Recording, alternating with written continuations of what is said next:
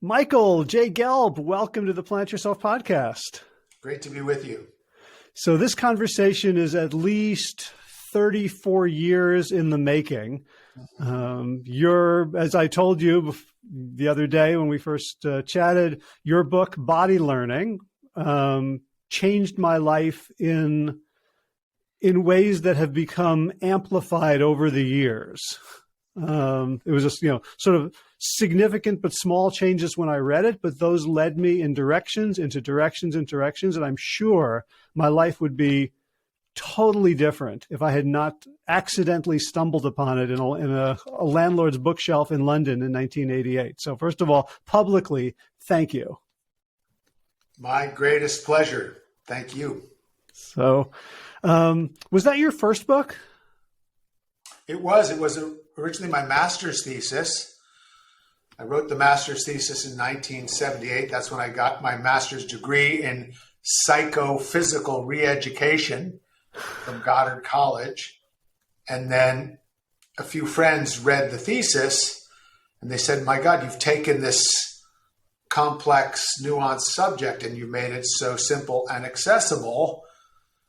They said, I know a publisher, let me send it.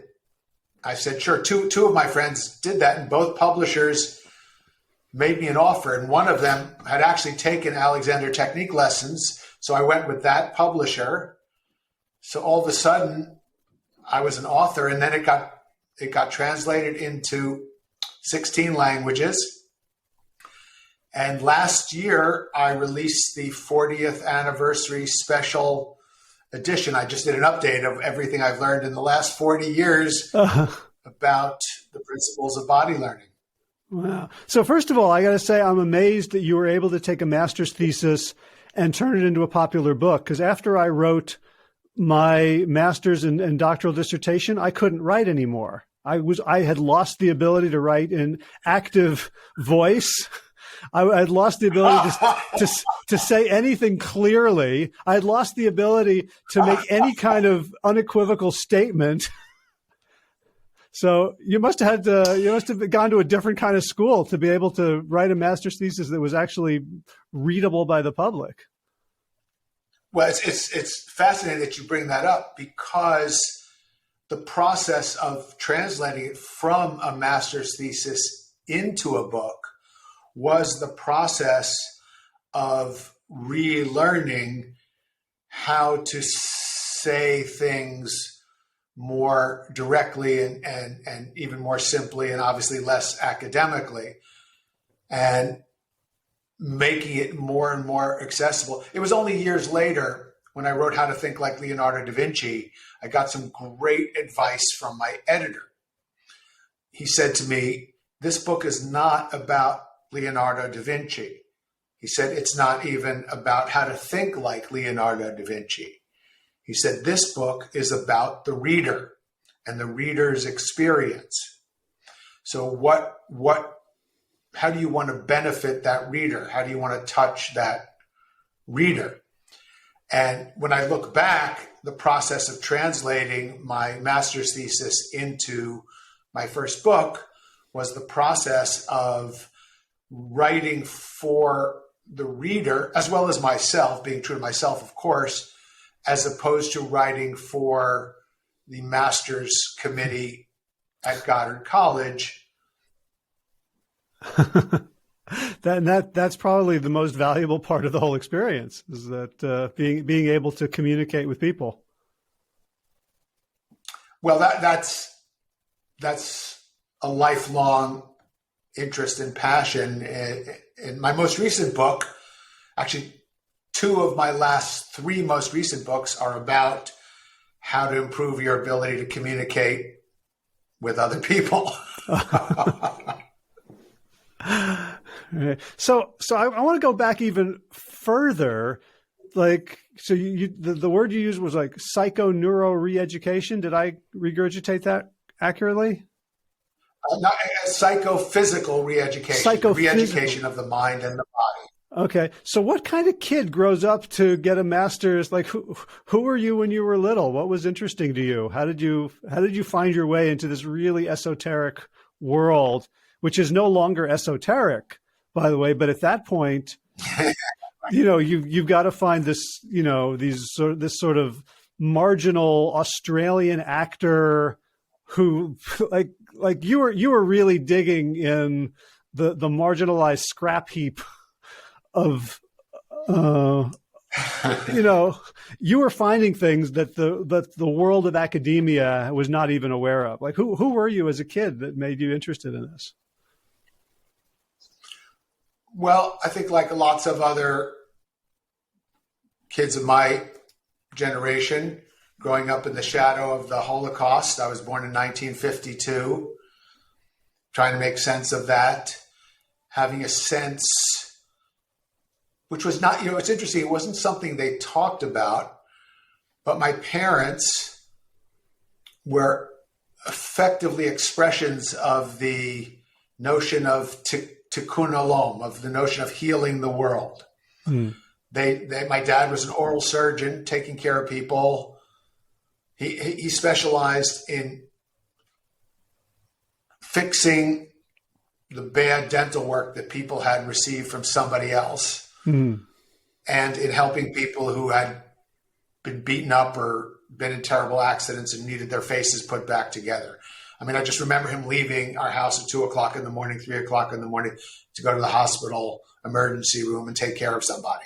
And he was renowned because besides being a brilliant clinician, he understood that people were nervous when they went to the dentist, and he knew how to make people feel safe and reassured. And my mom became a psychotherapist. She used to work at the Passaic County Mental Health Clinic. And you grew up in New Jersey? Her clients were, yeah. Where? Well, I grew up in Passaic and Clifton. I was born in Jersey City. Oh, okay. I'm a Newark boy myself. Oh, there you go. My dad's from Newark. My grandparents were in Newark. Okay. So my mom would have people referred by the criminal justice system, literally murderers and sociopaths and abusers of all kinds. And she was gifted in being able to help people and see the humanity in people who had very difficult lives and very challenging circumstances. So it never really occurred to me to do anything that wasn't about healing, either not just healing the world, but also healing myself. Those were actually my criteria, was how can I find a path that will help me be more of a whole person so I can transform my own suffering, and how can I help transform the suffering of the world? And that led me to study psychology, because I figured, my mom told me, she was a psychologist, and she told me the mind is the key. Very early on, she told me the mind is the key. She also told me another great piece of advice. She said, always use your neurosis creatively. So I was looking for how to do that. And I said, well, I want to learn about the mind. So I went to Clark University, which is the place that Freud and Jung came when they first came to the United States. And I thought it was a small school with a legendary psychology department. This is the place I can learn about the mind. And I did learn a tremendous amount. I loved my time at Clark, but it was all theoretical.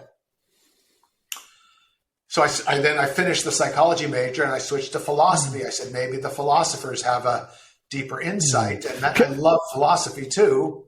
Yeah. Can I ask you a little bit about what theory? Like, was it Freudian, or, what were you learning at that point? This is in the early to mid 70s, right? It was 1970 to 73. That's when I was at Clark. Mm-hmm. Well, the Clark's specialty was perceptual psychology of perception in those years. But they also had this really great program where if there was something you wanted to learn and you made a cogent, persuasive proposal, they'd find someone to teach it. And my friend and I became really intrigued by Jungian psychology. So Clark created a seminar on Jung for us. And at that time, I thought I was going to go to Zurich and become a Jungian therapist. So I wound up, I didn't do that because it still felt to me too disembodied. And I had a sense that an intuition, because I'm a very kinesthetically oriented kind of person. I was very athletic. I played soccer at Clark. I played basketball. I played tennis. I was on the wrestling team in high school. So sports were my life, other than my passion for learning about the mind. And I had an orientation towards how do you embody all this wisdom. And I wasn't getting that from psychology or philosophy. So I actually accelerated my work at Clark and managed to complete my degree in 3 years. And I went off to England to spend a year studying the spiritual traditions of the world with a genius named J. Bennett. And that was an incredible opportunity. We learned meditation from the abbot of a Cambodian Buddhist monastery. We learned the insights of Sufism and the wisdom of the Hindu tradition, all of the traditions of the world. Bennett was able to bring out the essence in a very practical way of all these traditions. Did you at any point feel a little awkward being like a Jewish boy from the suburbs? Like this is like sort of like, Hare Krishna, or, like somehow a repudiation or a rejection of a tradition? Not at all. Because I always looked for what are the universal. My sense is I had a criteria. If something is true, it must be universally true. So if there are great insights from Judaism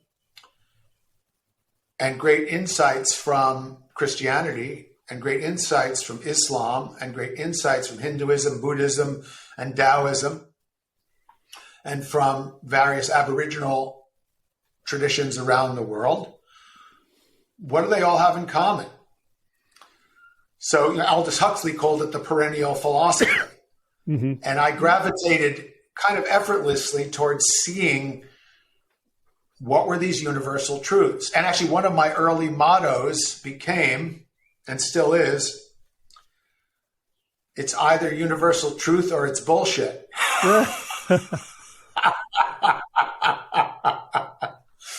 And I realized that the nature of the tradition, the language, the rituals, wasn't the essence of any of these things. What the essence was and is the underlying enlightenment and universal truth. And that's what I was fascinated by. And then how to embody that universal truth. So I spent this year studying these universal truths in a profound way, had amazing experiences of connectedness with all of creation and cosmic consciousness, except I was then 21 when that was finished. I say, okay, now what am I going to do in the world? How am I going to actually function in the world? And, as you might imagine, all the big philosophy companies didn't approach me with job offers. And I thought of going to medical school, but in those days, there was no integrative medicine. There was no real holistic MD program. It was about studying disease, which I was interested in optimal health. And I thought of getting my PhD in clinical psychology, but you had to study neurosis and psychosis, and I wanted to study creativity and human potential. So fortunately, while I was at Mr. Bennett's school, I experienced some lessons in the Alexander technique, and this was just one of the great experiences of my life. I realized that there was a whole world of poise and freedom and ease that could be discovered through the application of Alexander. And I thought it was so wonderful. Just, the truth is, it felt so good. When I had an Alexander lesson, I was just float down the hallway. Movement became effortless. And I just thought, I wish I could have an Alexander technique teacher with me all the time, which I couldn't afford. So I decided to become one. So I trained for 3 years as a teacher of the Alexander technique. And where was that? From 1975 to 78. Was that in London? In London, yeah. Can you describe what that is? Because I've never talked about it. This is like the 510th episode of this podcast. I've never talked about Alexander technique, but it really is foundational.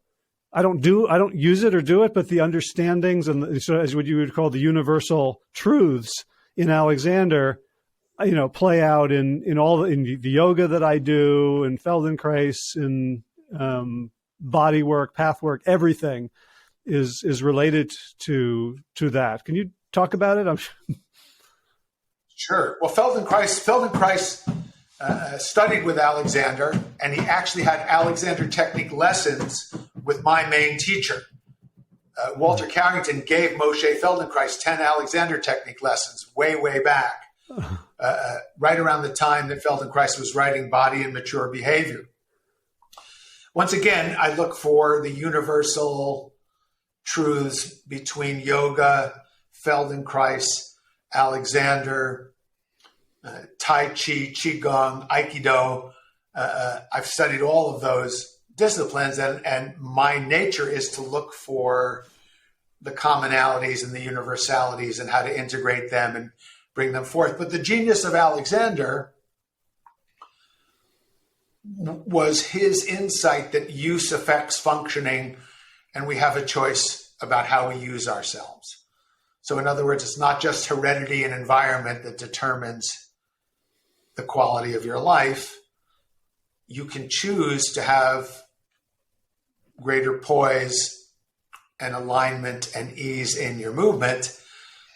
And the real genius of Alexander, and the most distinctive thing about the Alexander technique itself, as opposed to the principles, is he worked out a way to guide people's movement so that you can get the experience of lightness and ease directly by working with an Alexander technique teacher.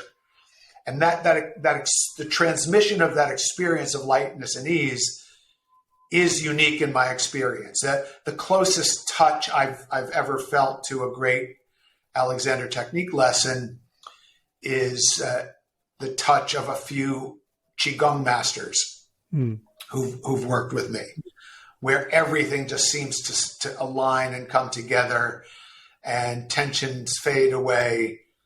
So it's that's what happens if you have a great yoga class or a great Feldenkrais session, or even a wonderful walk in the woods. What Alexander does is serve as an accelerant and a catalyst for that experience of wholeness and oneness. And that's why it takes 3 years to train to become an Alexander technique teacher.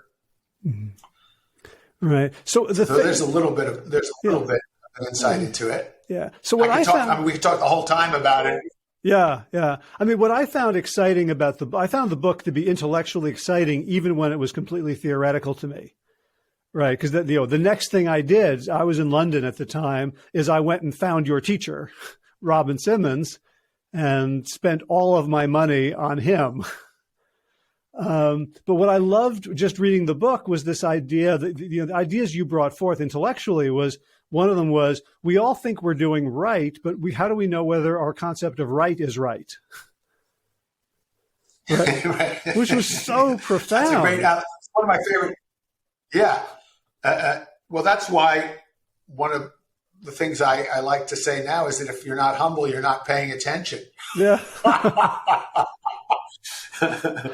Because the discrepancies, what is self-knowledge? It's becoming aware of this discrepancy between who you think you are, what you think you're doing, and what you're actually doing.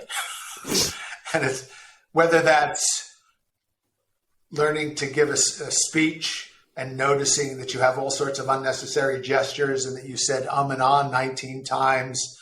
I was coaching somebody just the other day who said like 25 times in a few minutes, and she wasn't aware of it.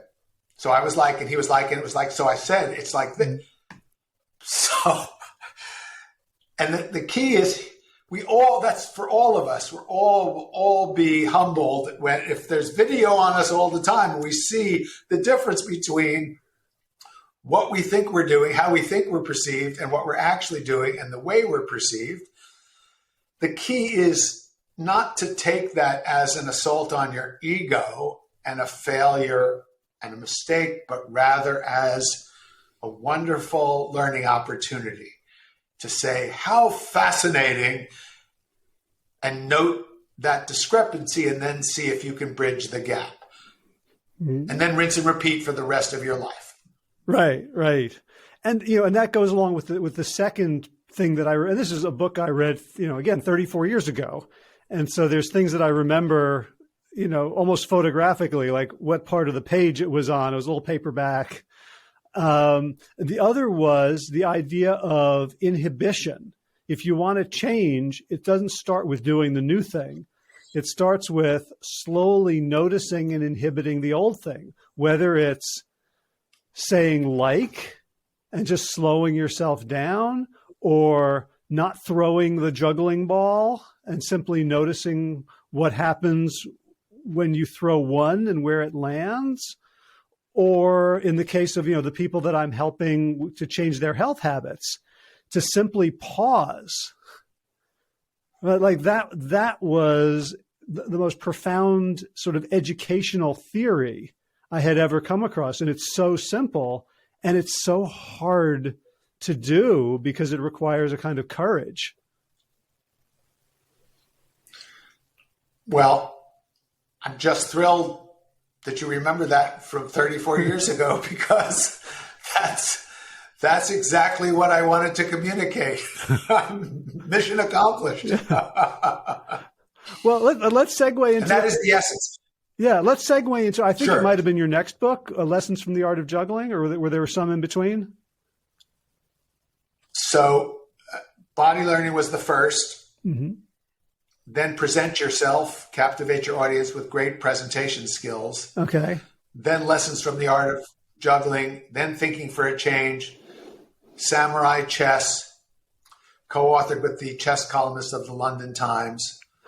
Then how to think like Leonardo da Vinci, the How to Think Like Leonardo da Vinci workbook, Discover Your Genius, and it goes on from there. Okay. So I wanted to talk about the juggling, but there was a book, Present Yourself, in between. Where did that come from?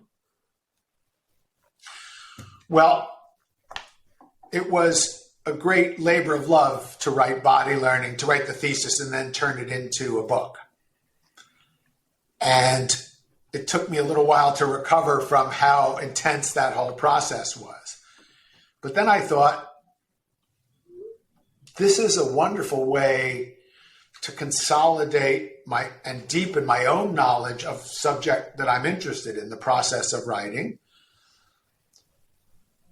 And at that point, I was already traveling around the world giving keynote speeches and leading seminars. And I was working with a genius named Tony Buzan. He and I were often teaching together. We developed a 5-day retreat called the Mind and Body Seminar, which we did together starting in 1978-79, right through, I think we did the last one together in the late 1990s. So I was thinking, what do I want to learn more about and consolidate my knowledge of that would be most helpful to the people that I serve? So, well, I know a lot about this. People say I'm pretty good at it. Why don't I consolidate what I know and try to help other people? So that became my Present Yourself, which my most recent book is actually Mastering the Art of Public Speaking, 8 Secrets to Transform Fear and Supercharge Your Career, because it was time. Present Yourself was published in 1988 and it went out of print in 2018. So it had a nice long run. Mm-hmm. But then I thought, wow, I have learned a lot about public speaking in that time period. Let's do the new version. So that's Mastering the Art of Public Speaking. Gotcha. I'm curious, how much of your books is this is what I know and I'm going to share it versus this is what I'm finding out while I'm writing the book? Both. I'd say it depends on different books. Some books, there's more discovery during the writing. Other books are more just a consolidation of what I've already learned. But there's always new learning, because when you write, if you're a responsible writer, you write your sentence and then you say, is there a better way to say this? Is there a simpler, clearer way to say this? Mm-hmm. And you do that like you're prepping a bonsai tree. Uh-huh. Because I think, am I remembering correctly? I was reading far into the night, so I might have been hallucinating at some point. I think you mentioned Adyashanti. Sure. Yes. So, he talks about like his spiritual journey involved journaling and writing to the end of his knowledge. And he would sit there in the coffee shop with his pen poised until he could think of another true thing to say. And I kind of have a sense, just intuitively, that's kind of how you write. Yes, I make a mind map and I put down everything I know and think I know about the subject, and even what I don't know, questions I have about it. I've learned this is part of what I teach, so it helps. I actually apply what I teach to writing all these books. I generate it all first, let my mind go free, and then it self-organizes. It almost puts itself together, it writes itself. When you understand that process, it writes itself. You just have to show up. And you can see I have my colored pens, I have my mind map paper. I still do this every day to run my enterprise. Uh-huh. But yeah, we interviewed Adyashanti for the Healing Organization, and he's a wonderful being, just super cool guy. Yeah, when I was looking at who was involved in the project, I was feeling a little positively envious. Like, boy, it'd be fun to. Well, that's the fun thing. One of the great things is one of the big secrets of life is figure out a way to get paid to be with whoever you would most like to be with or talk to. Well, I managed that so far for 45 years. That's what I'm doing with this podcast, except for the get paid part. Yeah. But, still, I get to talk to you for free. I don't have to, fly across the country to go to a workshop. I'm still ahead. Absolutely. Very cool. So let's talk about juggling, just because it's so much fun. And after I read Body Learning, sure. I think you talked about juggling some in Body Learning. And I was in London and I became a juggler, and I was trying to, practice the intellectual aspects of Alexander technique as I was bloodying my lip repeatedly with clubs. Balls and beanbags were so easy. And the minute I started doing clubs, I felt like I was like attacking myself. But, right. That's wild. Yeah. Juggling is one of the great passions of my life. So I haven't done it in years. I still have a gym bag full of all the stuff, because obviously you buy 54-pound clubs from Oddball. You never get rid of them, but I just haven't juggled in a long time. Could you re-inspire me and the listeners?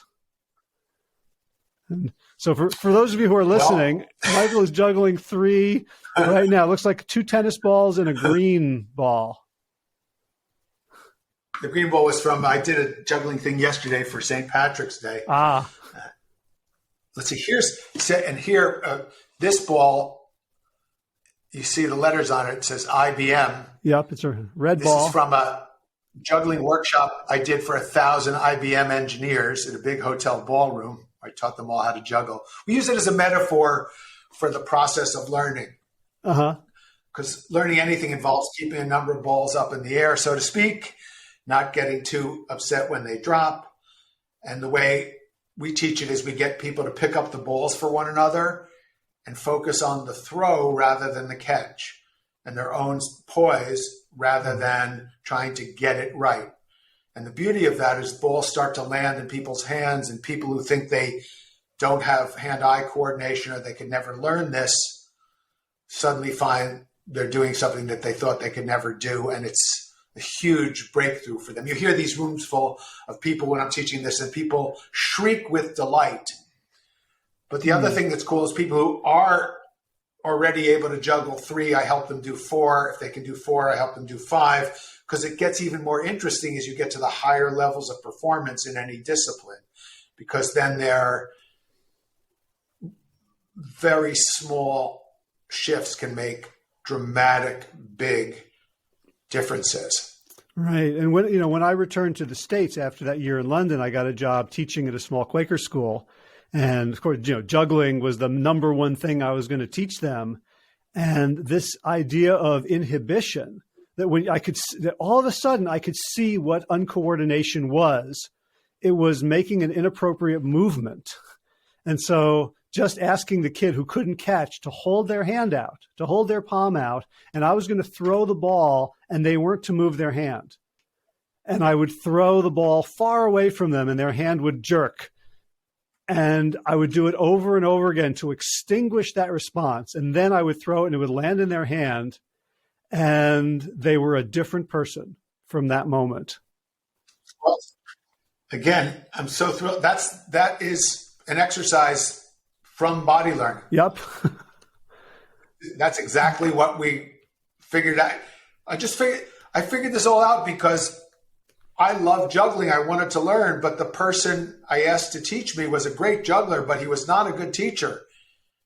He literally said, take these 3 balls, throw them up, don't let any of them drop. And that's what inspired me. I thought there has to be a better way. And then I thought, how could I apply the principles of the Alexander technique to learning how to juggle? And that's when I went from just being an okay juggler to being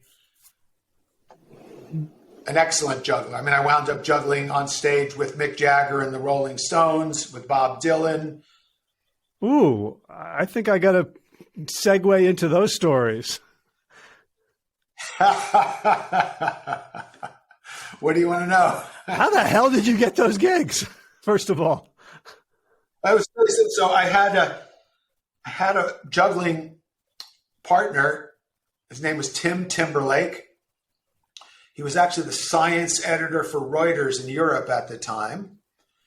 I met him on Portobello Road because I was going there to juggle and make some shillings and pence. And while I was walking along Portobello Road, I saw a rubber chicken flying through the air. And I followed the rubber chicken, and Tim was juggling it. And we started this double act. So one day we were practicing in Hyde Park, and a fellow just approached us and he said, I'm the road manager for the Rolling Stones. We need jugglers for the carnival theme for this year's tour. What year was this? We'll give you 50 pounds if you come to Earl's Court tonight and juggle on stage with Mick and the Stones. Wow. Okay. What year was this? I think it was 76. Wow. Yeah, it was the year when the Stones were at the Nebworth Rock Festival, because then they invited us to juggle at the Nebworth Rock Festival, which was 100,000 people on this giant stage shaped like Mick Jagger's mouth. And Tim and I were out on the tip of the tongue juggling a rubber chicken, a big kitchen fork, and a turnip. And the key part of the act was you throw up the turnip and you let it land on the kitchen fork. It's a great moment, except we both missed together the first time we tried it. So it was a great thing that early on in my career, I had 100,000 people laughing at me. which was fun. Then they threw the turnips back up to us. We tried it again, and this time it was perfect. And I'll never forget the roaring of the crowd. Bring on the Stones, bring on the Stones, get these guys off the stage. But we met Mick Jagger and the rest of the Stones. Paul McCartney was backstage there, Jack Nicholson. It was a really fun experience. The truth is, I was not a big rock fan at that time, but I had some friends who adored the Stones and loved Bob Dylan, and I got them free tickets to the concert. One of those, still a buddy of mine, he's still like, still can't believe you got me into the Stones right in the front. Oh my God.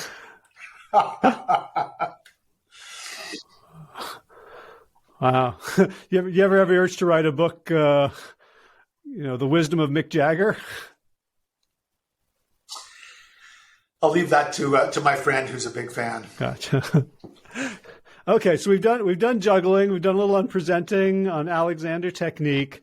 Think like Leonardo da Vinci. I read Thinking for a Change, and I didn't read Thinking like great. Leonardo. Wow, well done. Yeah. Well, I didn't read Thinking like Leonardo da Vinci because it was in a movie, and I was in a snobbish phase of my life, and so I figured anything that was popular wasn't worth my attention.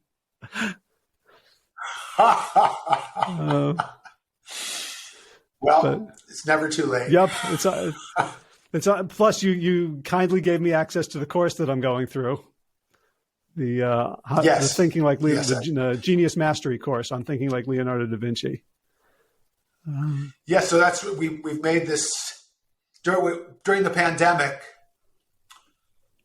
We put together what is thus far my ultimate legacy project, which is these 6.5 hours of very high quality video, 38 video lessons, 23 practical explorations. Someday soon, it's going to be a hologram of me teaching. So it's a way that people can go through my intensive 3-day course at home and paced by themselves. We're very, very pleased with it. When I say we, the videographer just did a masterful job. And we had a sponsor. We have a sponsor who just put out the money to do the whole thing because he just believes in it and we want every kid in the world to grow up with the 7 Da Vinci principles. We want business to be influenced by these principles, and the course goes way. The book is tremendous. Obviously the book, it's my most successful book because it has a lot of it's the same kind of wisdom that's in all my other books, but it connected with a global archetype. Leonardo is the global archetype for the fulfillment of human potential. So that's the reason it's the most popular of my books, the reason it was in the Italian Job movie, and I think it's getting close to 800,000 copies in print in 25 languages, it's the same universal wisdom that's in all my other books, but the messenger of it, the unique purveyor of it in this case, is the uomo universale, the universal human, Leonardo da Vinci. So, and I felt from the time I was growing up a special connection with him. My grandmother, Rosa, was an Italian painter, and she told me about Leonardo when I was 7 or 8 years old, and he seemed to me like Superman. So when Tony Bizan and I started teaching this mind and body seminar, Tony shared with me that Leonardo was his hero too. And that mind mapping, which he created, was partly inspired by Tony's study of Leonardo's notes, along with Thomas Edison's notes. So ultimately, I went on and wrote How to Think Like Leonardo and Innovate Like Edison.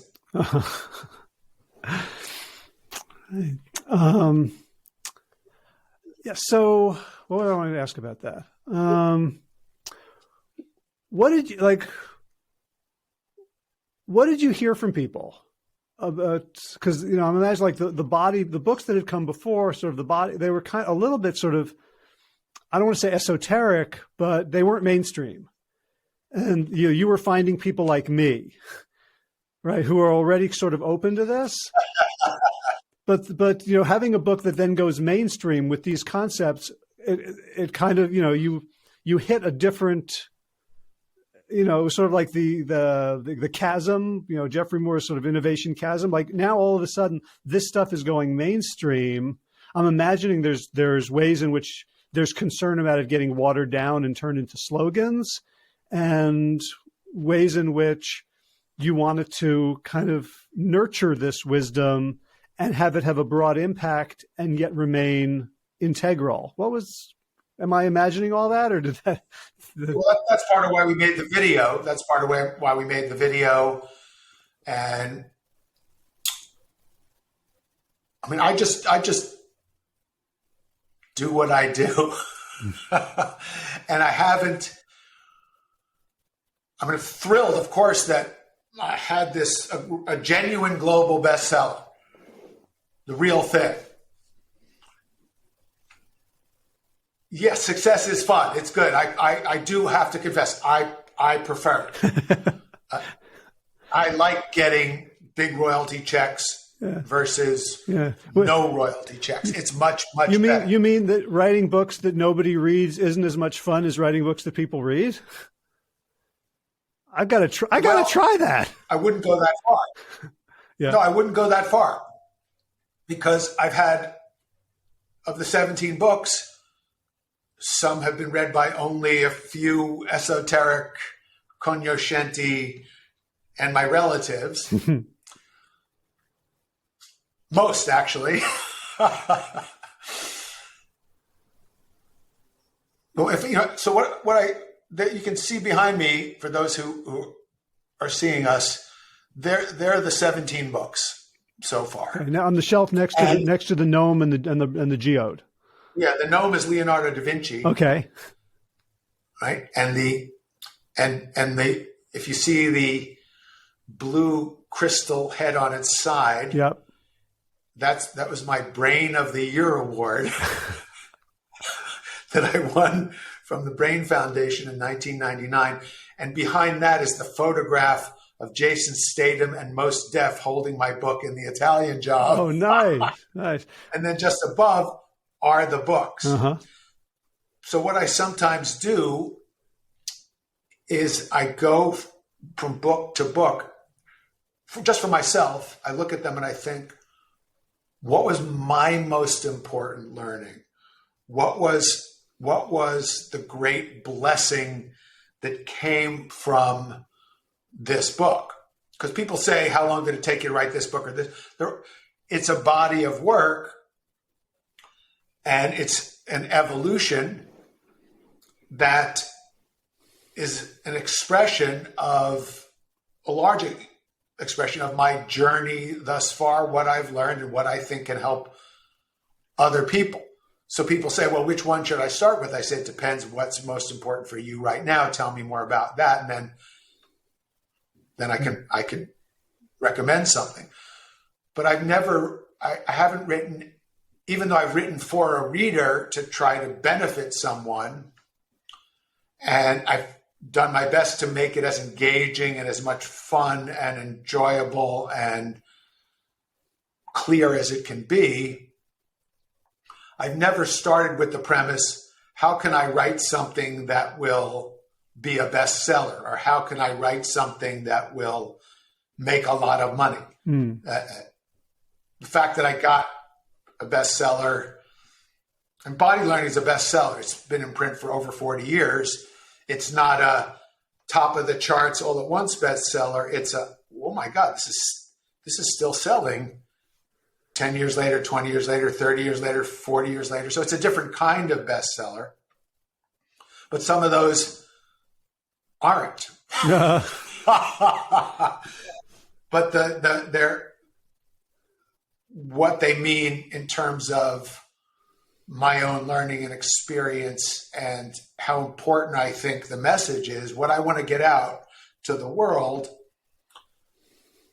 I just keep doing that. I just keep doing that because it's that journey and that process that's everything, really.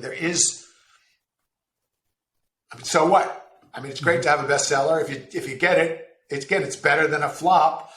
Enjoy it, but then people will go on to the next thing. Right.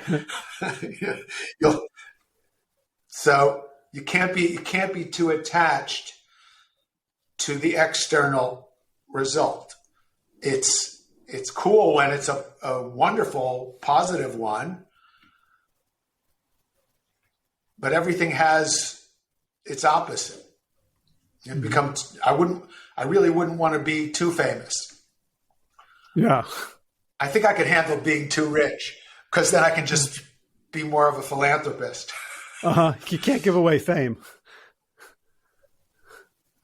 Right. Well, the only fame is only useful to me. Power, like my interest in power, is the power to help other people. Yeah. People write to me and they say, "Could you endorse my book?" I'll read it. If I can find anything in it that I can endorse, I will do anything I can to help. What a great thing to have the power. People want you to, can you bless this thing? Can you help me in some way? Well, can we go back in time 6 months? And that's one of the big secrets. Is that's the meaning of life, is helping other people, period. I wish we could go back in time 6 months and I could send you my manuscript.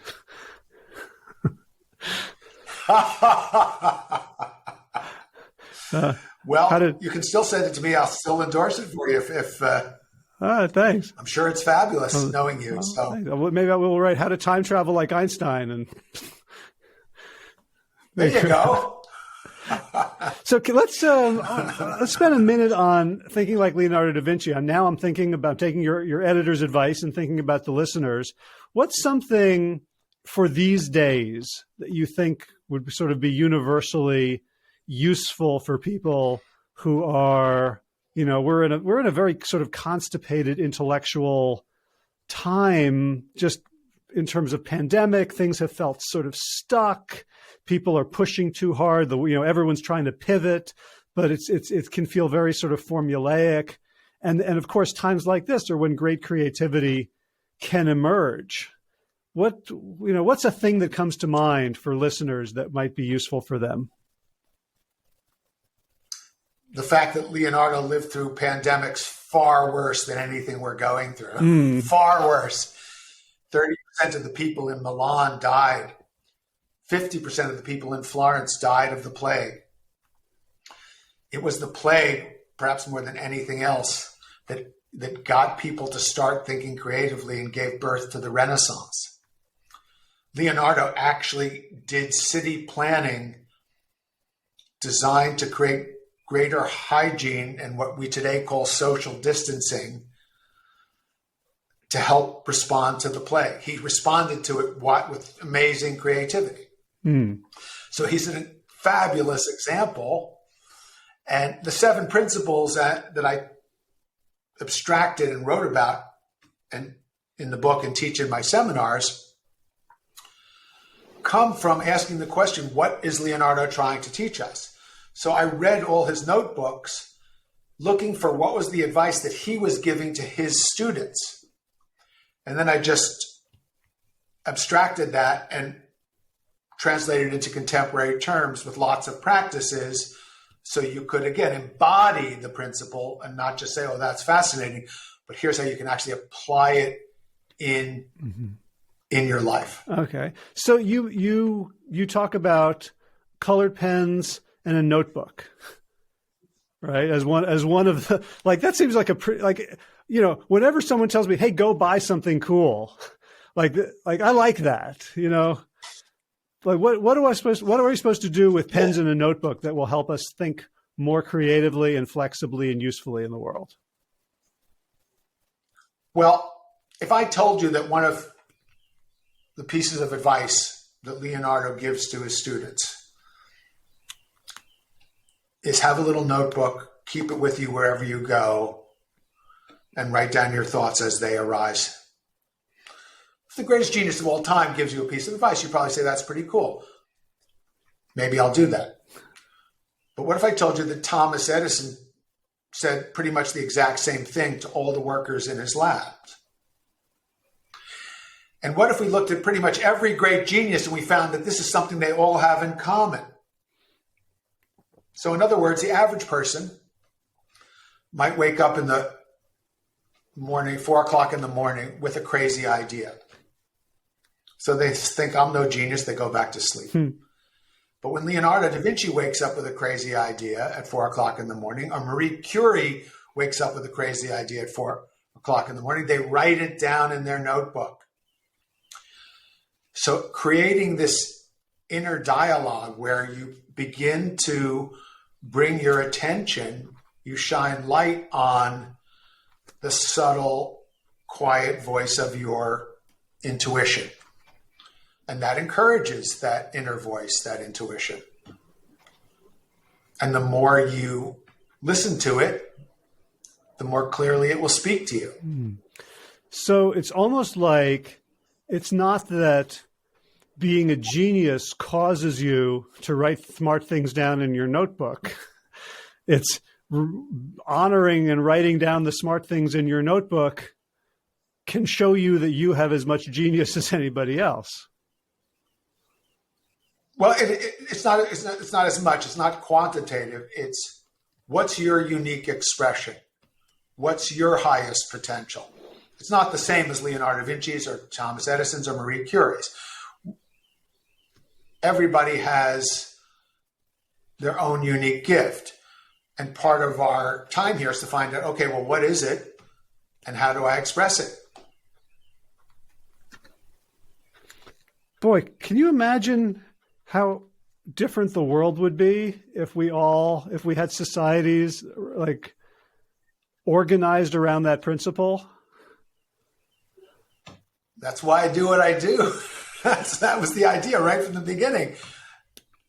Right. So it reminds me of, I've been reading recently the work of Malidoma Some, who's I think Burkina Faso shaman, who he died recently. And so I've been rereading some of his stuff, and he was talking about and by the way, he was basically kidnapped by missionaries and raised in the Western tradition and returned in his 20s to his village, a complete stranger, not really speaking the language anymore. He got a Sorbonne education, and his life was then about being a bridge, explaining the two cultures to each other. And one of the things he kept saying is that in my village, when a child is born, the village takes an interest in who that person is.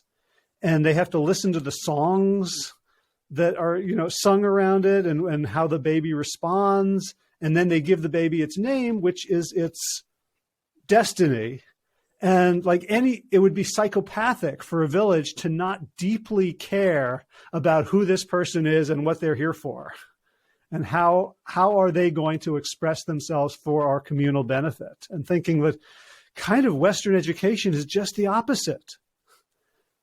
And the Western education, at least as we have it in the U.S., was sadly most influenced by the Industrial Revolution and the notion of producing people with the skills to feed capitalism. And it was based on this idea of the wealth of nations, that rising prosperity would benefit everyone and benefit the society. But what they missed was the other part of Adam Smith's essential work, which is the theory of moral sentiments that he wrote 17 years before The Wealth of Nations. And the theory of moral sentiments points out how the wealth of nations has to be predicated on fundamental universal values and the well-being of all the stakeholders in a society. So education, as we know it, was unfortunately crafted just to process people to take their place in the assembly line or the bureaucratic management structure and follow orders as opposed to thinking for themselves or thinking creatively, which is obviously what we need to do now in the world because of change accelerating the way it has, and then throw in the pandemic. So the ability to think like Leonardo is more relevant now probably than ever before in our lifetimes. Yeah. Boy, it really makes you wish Adam Smith had a marketing consultant who could have helped him with those titles. Well, he did pretty well. It's not hard to predict which one was going to become more influential. He was a genius, Adam Smith, an amazing genius, really genuinely looking to uplift the people who've been left behind in society. And there is a resurgence of that theory of moral sentiments idea in the world today, as expressed in conscious capitalism, the B Corp movement, the Force for Good movement. There's lots of wonderful folks working on this. And my work with companies has always been in the framework of that wave of consciousness and compassion and creativity to transform business as the key to transforming society. Right. And so that's a great segue into the Healing Organization, which I think you published just before the pandemic began. There's a beautiful YouTube video. It's about 5 minutes long of you speaking, I think, to like future doctors or. Oh, yeah. And I love, like you said, like what if the purpose of business is, right, to end suffering and increase joy? I think basically, I'm paraphrasing a little bit. And it's such a shockingly high bar when we think about it, when we come at it from business school terms or from, and I love how, this is such a beautiful, generous book you and Raj Sisodia wrote. And you're also not afraid to point to, Good to Great and Milton Friedman and say, these theories are impoverished from a humanistic perspective. I loved your guts in doing that. And it made me very happy. Can you talk about the Healing Organization and, and what, because I was reading it, it's like, I need to get a copy for each of my kids because they are so down. They're so down on capitalism, and they've both been working the low end, food service, retail, just seeing it at its worst.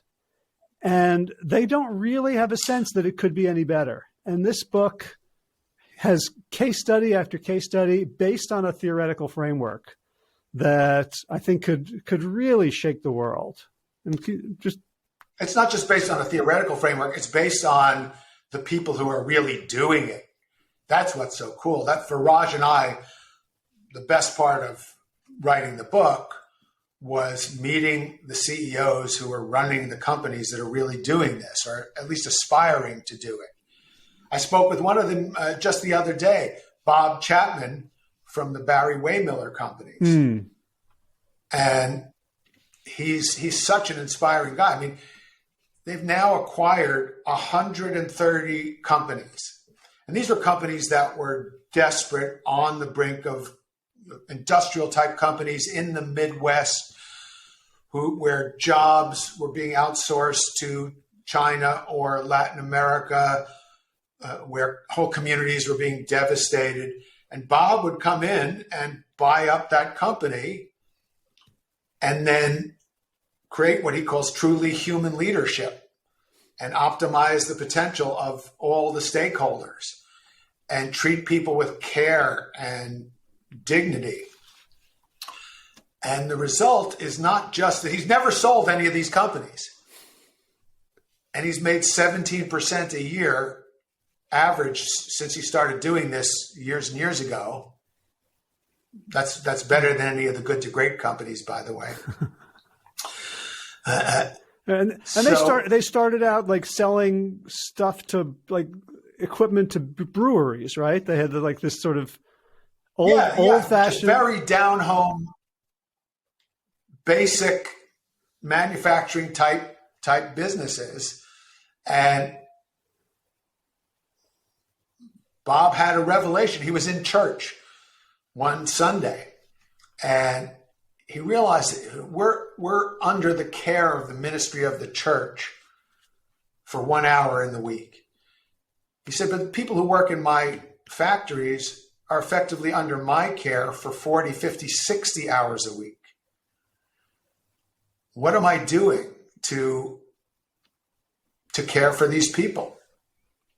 What if I viewed every single person as someone's precious child?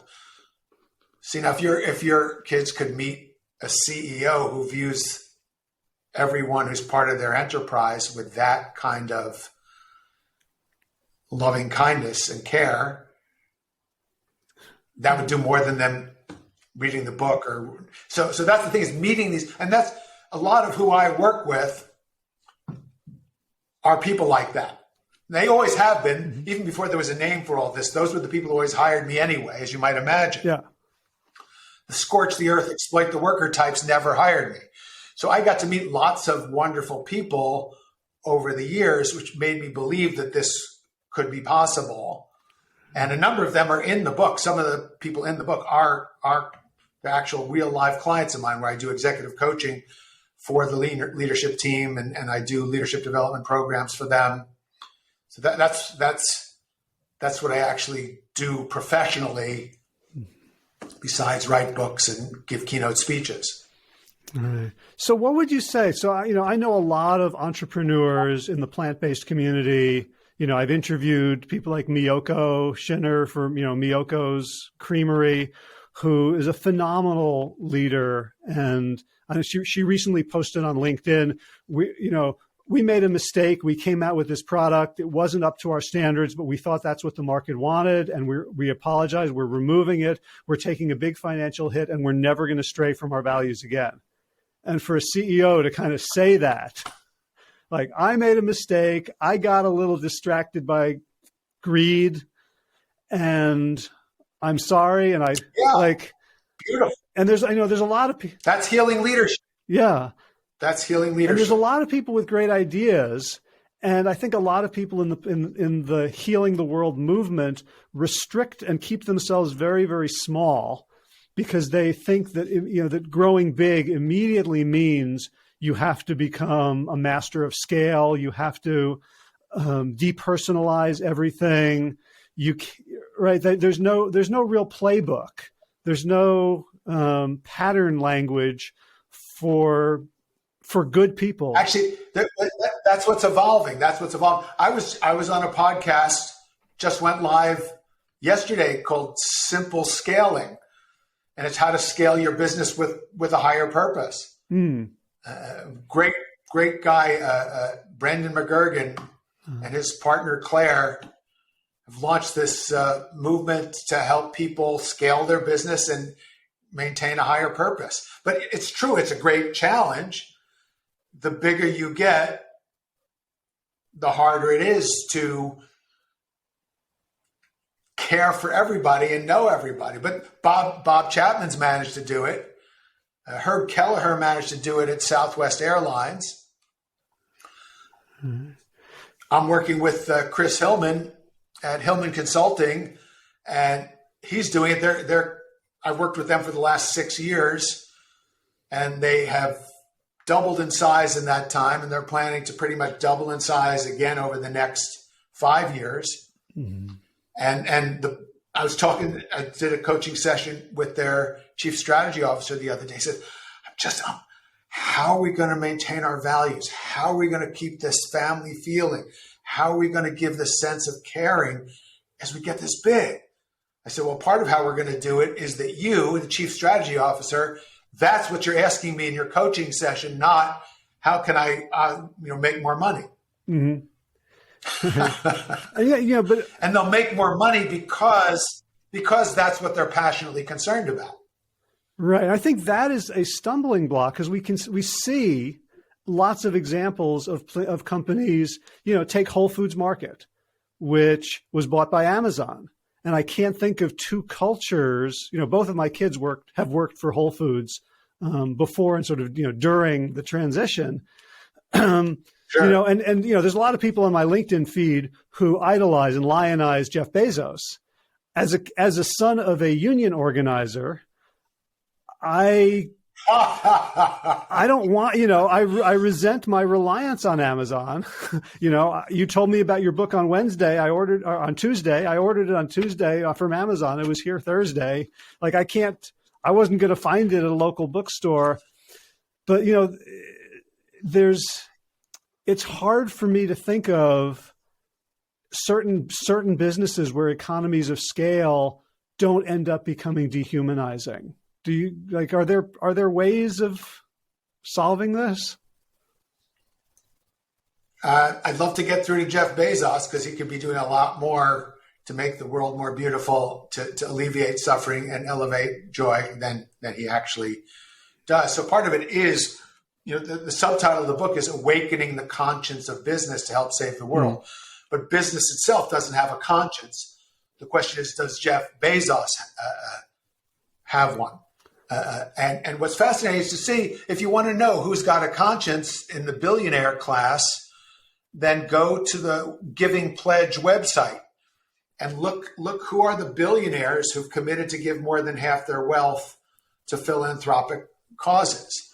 Warren Buffett, Bill Gates, lots of wonderful, wonderful people there who recognize that they can make a difference. But what I call on people to do beyond even the Giving Pledge is to take what I call the healing oath, which is to recognize that in the world today, more so than ever before, it matters how you make the money. So, I live right next to this Sleepy Hollow Cemetery, and I walked through it the other day. Andrew Carnegie is buried there, and it's part of the Rockefeller Preserve. So Rockefeller and Carnegie were vying to see who would be the richest man in the world. And they ruined a lot of lives and destroyed a lot of the planet in their quest to amass that much wealth. But then Carnegie gave away 90% of his wealth. And Rockefeller endowed amazing humanitarian projects that still benefit the world today. Because the old model was scorch the earth, exploit the worker, business is dog eat dog, accumulate the wealth, and then give it away so you don't go to hell. The new model is it matters how you make the money. So treat all your stakeholders with care and dignity. Treat everyone, as Bob Chapman counsels, like someone's precious child. But here's the truly astonishing, world-changing fact. You'll make more money over time if you do that.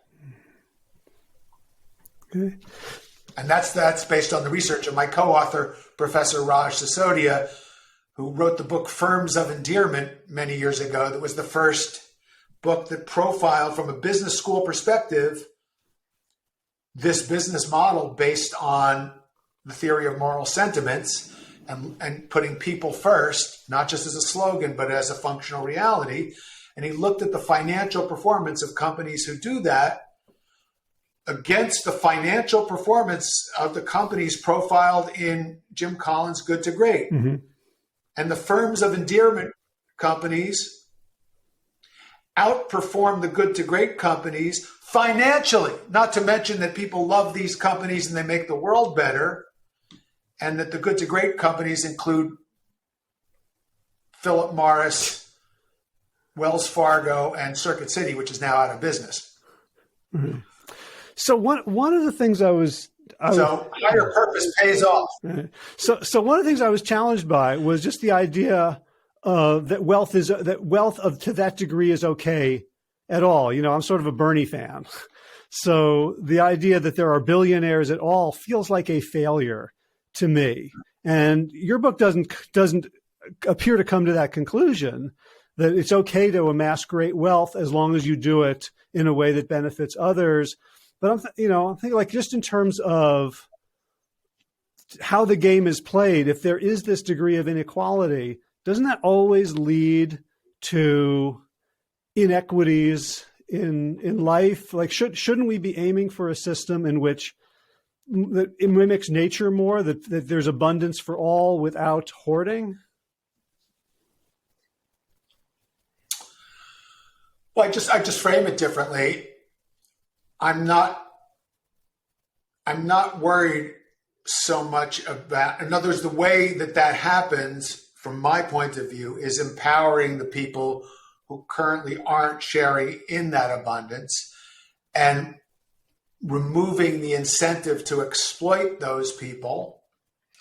And here's what Adam Smith said. He said that when that happens, if there is too much of a gap to the detriment of most of the people, he said the people will rise up. He said the people will shame those and appeal to the conscience of those who are hoarding the wealth and not utilizing it to make a better world. And we'll see if that actually happens or not. I mean, it's to pretend that I have all the answers to that would be a pretense I'm not prepared to make.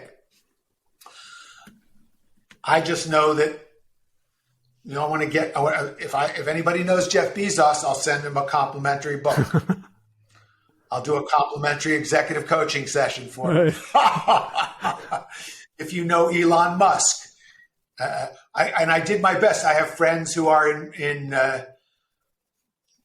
powerful positions and very well connected. I just gave them free books and I said, hand these when you're at one of these meetings of investors for this big enterprise you're in. Here's a signed copy of the book for all those people. Uh-huh. So, all right. Well, you know who else is buried in Sleepy Hollow Cemetery? You'll be pleased to hear this from your lineage. Is Samuel Gompers, the AFL-CIO, the founder of the AFL, the American Federation of Labor. Okay. He's buried in the same cemetery as Carnegie. They're still and Chrysler, by the way. Chrysler's there too. And notice that they're all dead, and so will all of us be. So what's your legacy? Did you make the world a more beautiful place? Did you alleviate suffering and elevate human joy with your great power? Right. And as I'm listening to you and thinking about the big picture, there's a lot of sort of nits to pick about the details, but what you're talking about is such a fundamental shift that, like, I look forward to when everyone is embracing conscious capitalism, and then we can have these other debates.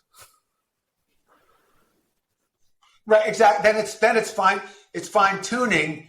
The big shift is this research validated notion that by caring for all of your stakeholders, and one of those stakeholders, one of the critical stakeholders is the earth, your enterprise will be more successful. Right. And for many of the spiritual traditions you and I have studied, the earth is a living being, right? It's not just, okay, what's the financial value of the Everglades? How? Right. Oh God. Yeah. That's the Henry Ford. That's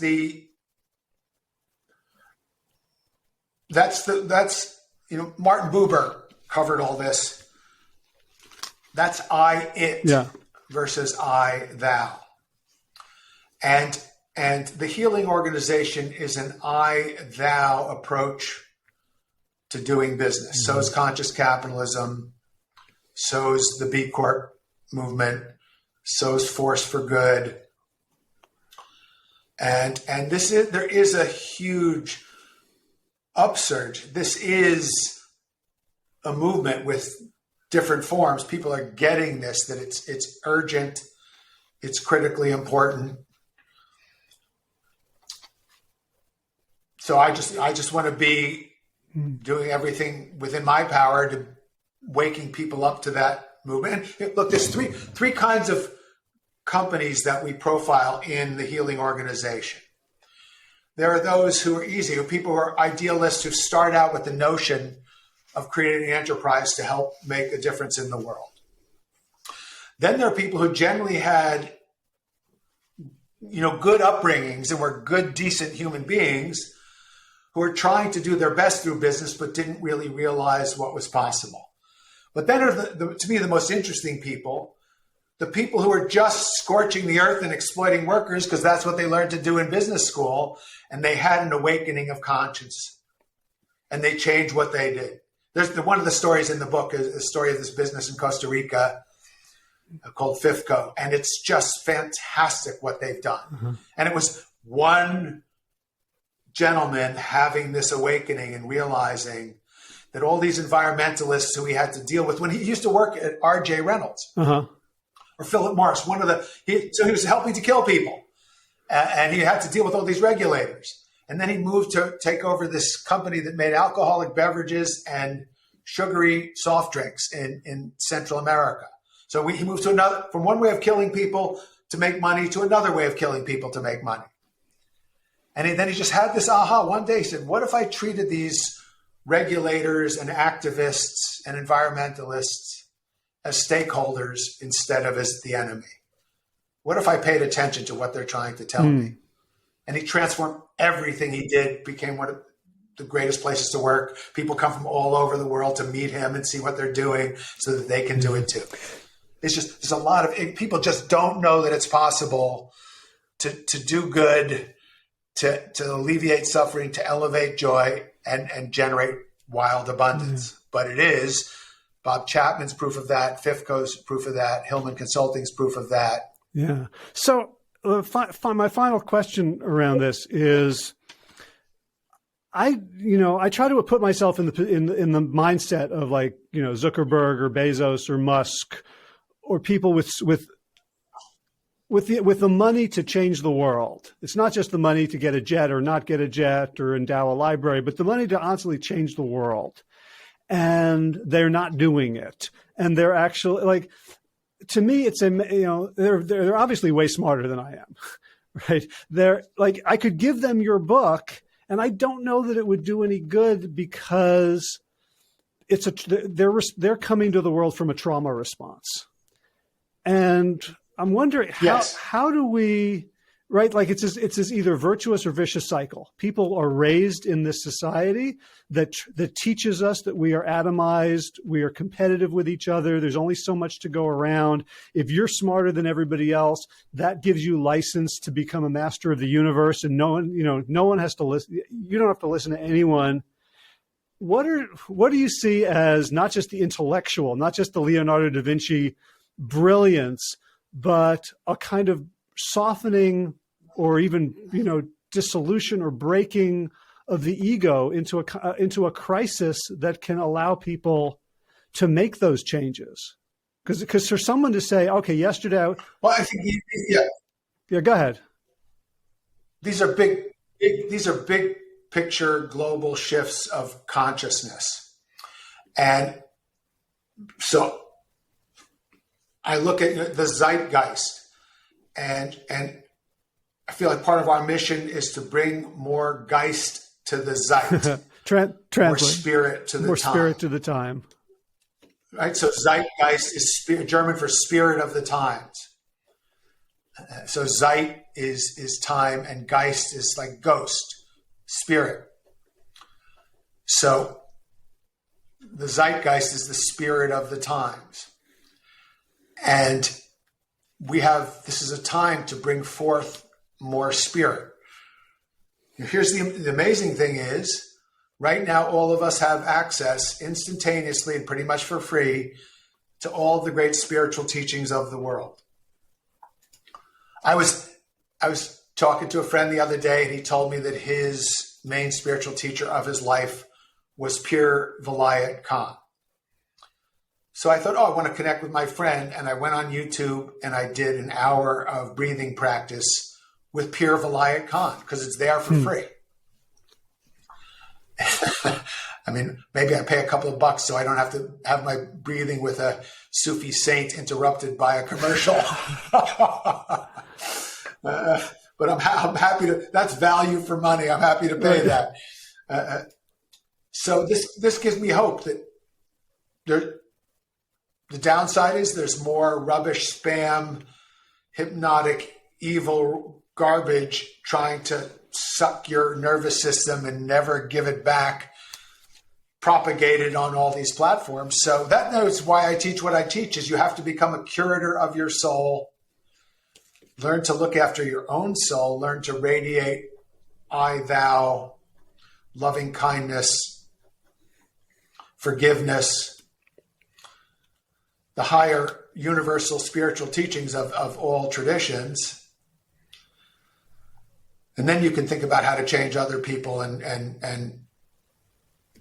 Jeff Bezos and Elon Musk. So make sure that what you're contributing to consciousness, to the field every day is love and not anger or resentment, or even though it's legitimate, and I share the outrage. I share outrage. I mean, I'm outraged when I follow Bernie on Twitter because he's just. I'd love to get him a copy of the book too, because part of the problem is people from the right say, "Oh, we can't do the Healing Organization because it's communism. Anything that tries to make people's life better, that smacks of socialism, whatever." But the problem in the left is they say, no, business is all evil. We have to just tax everybody and take everything and distribute it through government. Well, that's disaster too, in my view. I am a radical moderate who says, how do we use our creativity? How do we use the incredible abundance of our society? How do we help people understand that they will be much more fulfilled by helping others, and that you can still enjoy incredible abundance, but so can what's greater than helping other people experience more abundance than they might have had previously? There's a story in the Healing Organization of a leader who did that in India with 40,000 women from one of the lower castes. He elevated their lives, transformed them. They love this guy. It's such a fabulous story. So this is happening.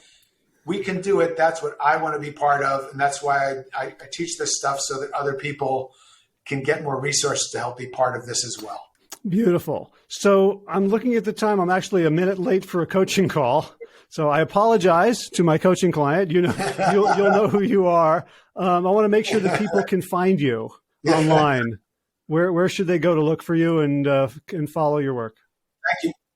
Really simple. michaelgelb.com, Gelb, michaelgelb.com. You can get a link to all my books, lots of free articles, lots of videos and podcasts, all the information about the online course, and also information about my coaching practice. michaelgelb.com, Gelb. Fabulous. Michael, it has been such an honor and a pleasure to get to know you.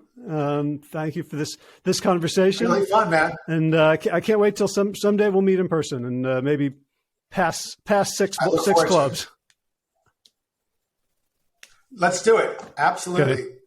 We won't do the flaming ones. I gave up the flaming clubs about 40 years ago. Well, I'm going to start practicing with turnips and forks. Excellent. And chickens too. Vegan chickens. Vegan chickens. Thanks. Cheers, man. Bye-bye. Thank you.